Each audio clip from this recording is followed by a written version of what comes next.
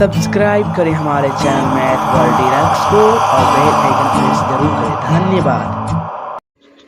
देखते हैं कड़बक, जिनका कवि मलिक मोहम्मद जैसी जी हैं, जो एक अत्यंत महत्वपूर्ण कड़बक लिखे हैं, जिसको हम लोग संगीत के माध्यम से समझेंगे। अच्छा लगे तो लाइक जरूर करें। एक नैन कवि मुहम्मद गुनी, सोई बिमोह जई कवि सोनी।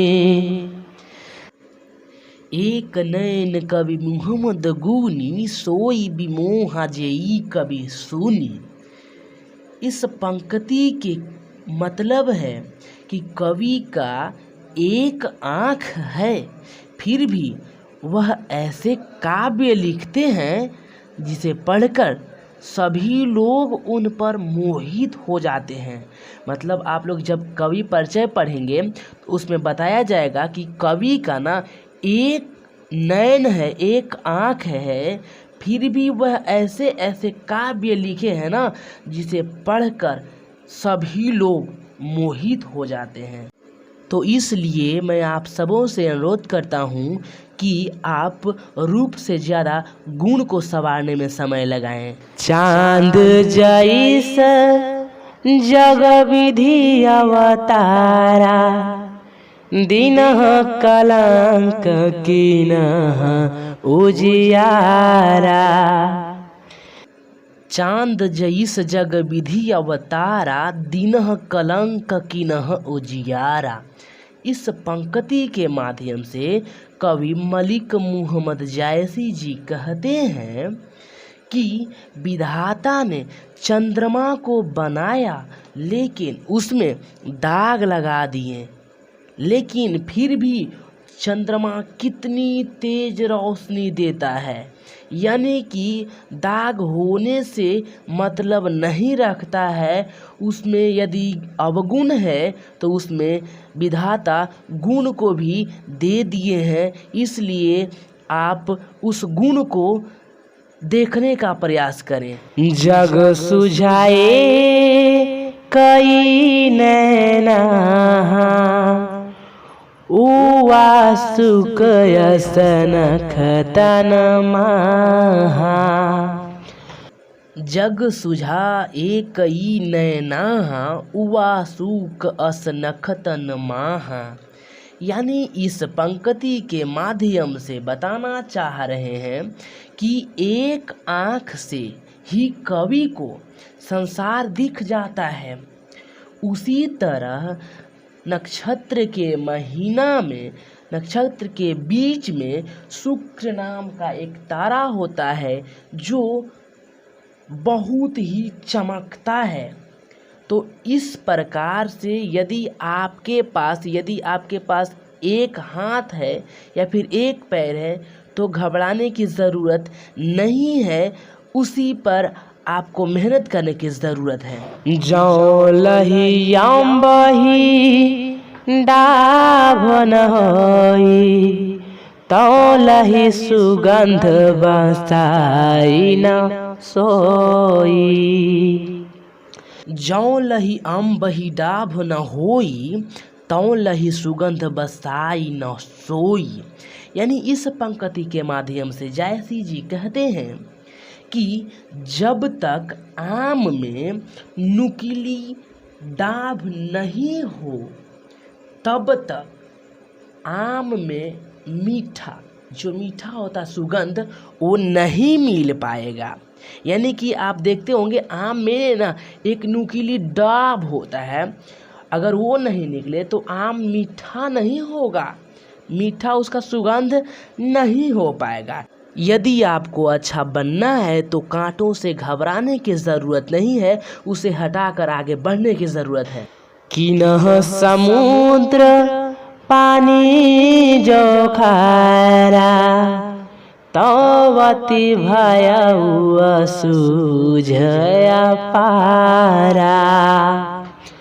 किन्ह समुद्र पानी जौ खारा, तवती भयउ असुझ अपारा।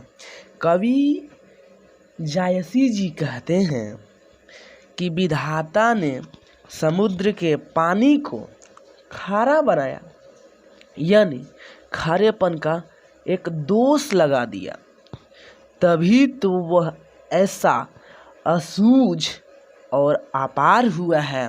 यानी कि जिसमें दोष है, समझ लीजिए कि विधाता कुछ न कुछ उसमें ऐसा गुण दिए हैं जिससे वह महान बन सकता है।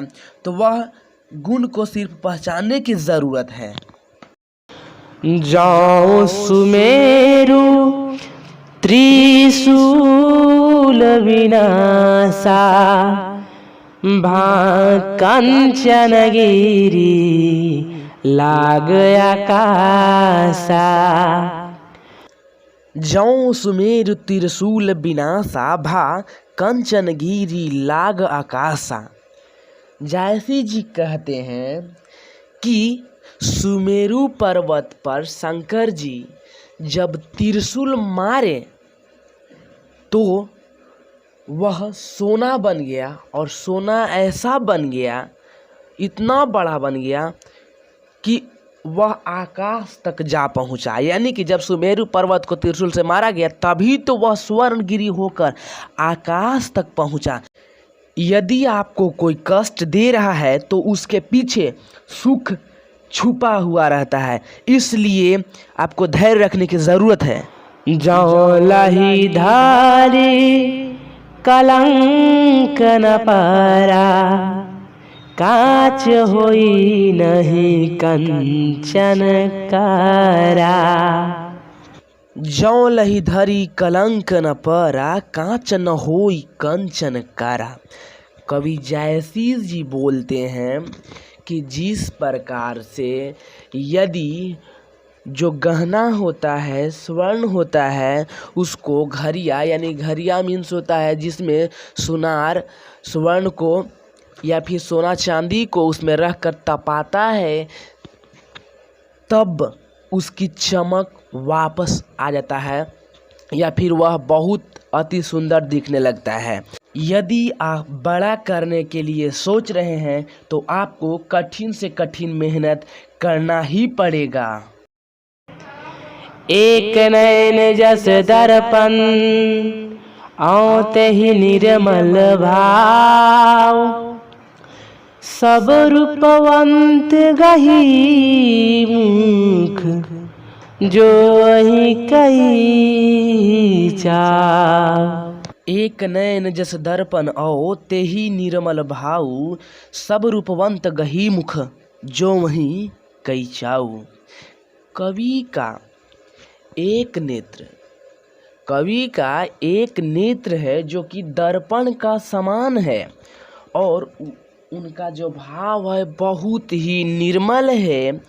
कवि स्वयं कुरूप है, मतलब कवि का चेहरा भी समझिए कि कुरूप है, पर सब रूपवान उसके पांव पकड़कर चाँव से उसका मुंह जोहते हैं, यानी सब उसे ही देखना चाहते। इसलिए रूप को नहीं गुण को संवारिए। सब्सक्राइब करें हमारे चैनल मैथ वर्ल्ड डिलक्स को और बेल आइकन प्रेस जरूर करें। धन्यवाद।